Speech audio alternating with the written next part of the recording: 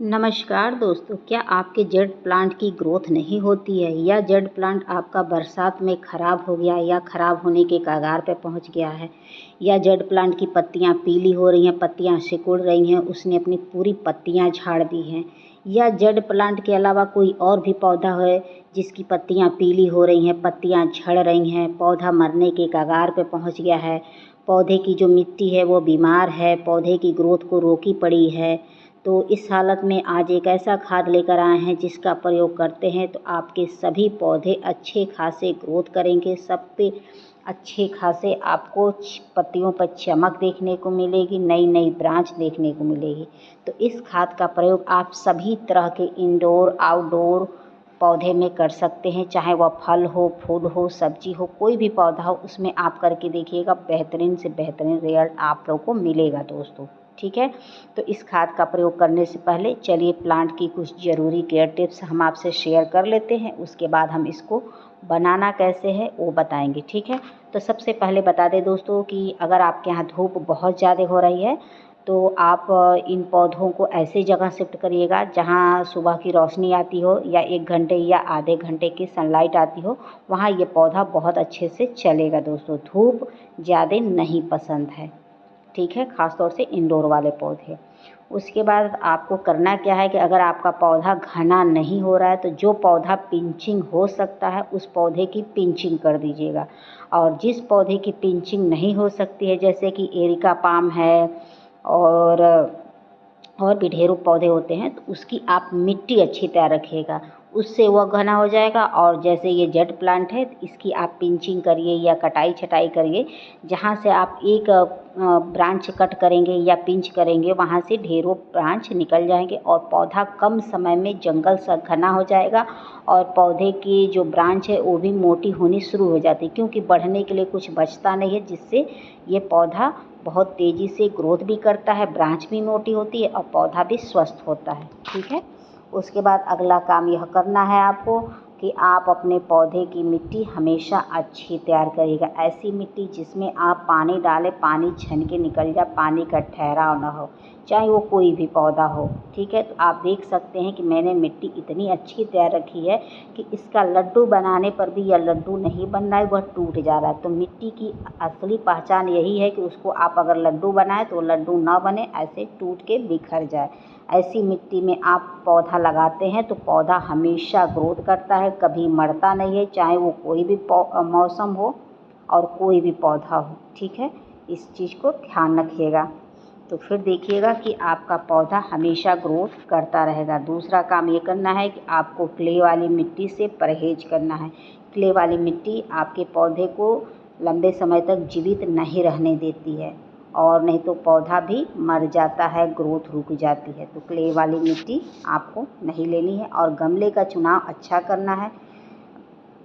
पौधा छोटा है तो छोटा गमला लीजिए, बड़ा पौधा है तो बड़ा गमला लीजिए। ठीक है, ऐसे तो मैं यही कहूँगी कि अगर जेड प्लांट आप लगा रहे हैं तो छोटे पौधे में लगाइएगा, और जेड प्लांट इसलिए छोटे में क्योंकि उसकी जो जड़ें होती हैं वो गहरी नहीं होती हैं, जिसकी वजह से पौधे अचानक से कभी कभी ख़राब हो जाते हैं। और पौधे के हमें ऊपर हमेशा नीम ऑयल का स्प्रे करिए या तो फंगिसाइड का, ताकि पौधे के ऊपर कोई कीड़े मकोड़े डस्ट वगैरह ना लगे, जिससे पौधा सुरक्षित रहे। इस बात को ध्यान रखिएगा। और हमेशा पौधों को नहलाते हुए पानी दीजिएगा, जब भी देना हो तो नहलाते हुए दीजिए, लेकिन दीजिए ज़रूर। ठीक है, चाहे वो कोई भी पौधा हो। तो देख सकते हैं दोस्तों कि मैंने लगभग अपने सभी इंडोर पौधे आपको दिखा दिए हैं, जो सुबह की रोशनी भर हल्की फुल्की आ जाती है उसमें ये पौधे अच्छे से चलते हैं। लेकिन ये पौधे जो मेरे हैं ये बिल्कुल नहीं रोशनी है, बस भगवान का जो ट्यूबलाइट वाला उजाला है उसी में ही चल जाता है। और देख रहे हैं अच्छे खासे ग्रोथ हैं और सब अच्छे से चल रहे हैं। तो चलिए हम बिना देर किए खाद आपको बनाना बताते हैं।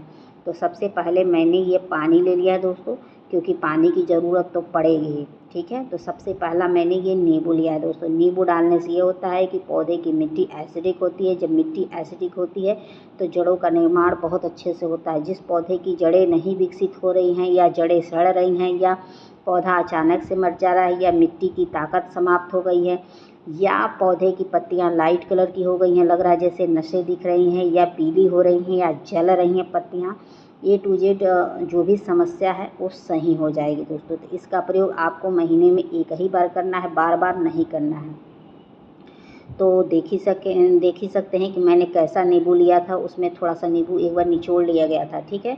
अगर आपको एक पौधे में डालना हो तो एक नींबू लीजिएगा और उसका 8वां हिस्सा करके और उसको निचोड़ के पानी में डाल के तब पौधे में डालिएगा। डायरेक्ट ना डालिएगा, डायरेक्ट डालेंगे तो मिट्टी एसिडिक हो जाएगी जिससे पौधे मर जाएंगे, क्योंकि कुछ ज़्यादा ही जब एसिडिक हो जाएगी तो भी दिक्कत होता है, इस बात को ध्यान रखिएगा।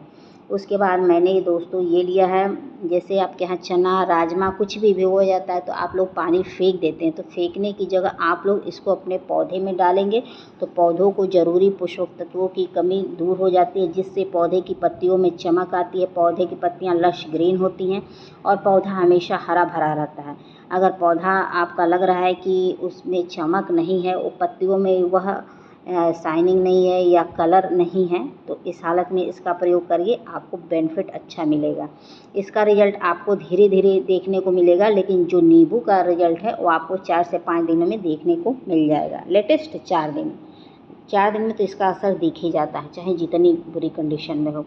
उसके बाद मैंने ये सरसों पीस के डाला है दोस्तों। पीसने के बाद 4 दिन भिगो दिया था। उसके बाद मैंने ऐसे पानी में भिगो दिया था। भिगोने के बाद मैं इसको डाल रही हूँ। आप भी ऐसे सरसों पीसिएगा, एक मुट्ठी या एक कटोरी के करीब, और उसके बाद पीसने के बाद डाल दीजिएगा। जैसे छोटी वाली जो कटोरी होती है ना उससे, जैसे कि 1 कप का आधा जो कप होता है, एक आधा कप जो होता है ना जो आप लोग चाय पीते हैं, उससे आधा पीस के डालिएगा और उसको 1 बकेट पानी में मिला के और पौधों में अप्लाई कर दीजिएगा। इससे डालने से पौधे की मिट्टी की उर्वरा शक्ति बढ़ती है, पौधे की पत्तियों में चमक आती है, पौधा तेज़ी से ग्रोथ करता है। तो इसका प्रयोग जब भी करना हो तो आपके यहाँ अगर मानसून चल रहा है तब करिएगा। भीषण गर्मी पड़ रही होगी तो इसका प्रयोग ना करिएगा, भीषण गर्मी में थोड़ा दिक्कत हो जाएगी। और उसका प्रयोग ना करिएगा, सरसों की खली का प्रयोग ना करिएगा। आप सरसों ही डालेंगे पीस के तो बहुत अच्छा रिजल्ट मिलेगा। सरसों की खली अभी ना डालिएगा, थोड़ा सा और ठंडा मौसम हो जाएगा तब डालिएगा, ठीक है। लेकिन लगातार बारिश हो रही है तो इसका प्रयोग ज़रूर करिएगा, देखिएगा आपको बहुत अच्छा खासा रिजल्ट मिलेगा। तो मैं इसको धीरे धीरे अपने सभी पौधों में डाल दे रही हूँ दोस्तों, और आप लोग भी देख सकते हैं और आप लोग भी ऐसे डाल दीजिएगा। अगर आपके पास नींबू नहीं है तो आप 1 चम्मच का 1/4 हिस्सा फिटकरी भी घोल के आप अपने पौधे में डाल सकते हैं। अगर जिस भी पौधे की पत्ती लाइट कलर की दिख रही हो, लग रहा है जैसे नसें दिख रही हों, उस हालत में प्रयोग कर सकते हैं, तो पौधा आपका अच्छा खासा हो जाएगा। तो दोस्तों आप लोगों को मेरी वीडियो पसंद आएगी तो please like subscribe comment and share ज़रूर करिएगा। उम्मीद करती हूँ कि वीडियो पसंद आई होगी। फिर मिलते हैं नेक्स्ट वीडियो में नेक्स्ट टॉपिक के साथ। Thank you for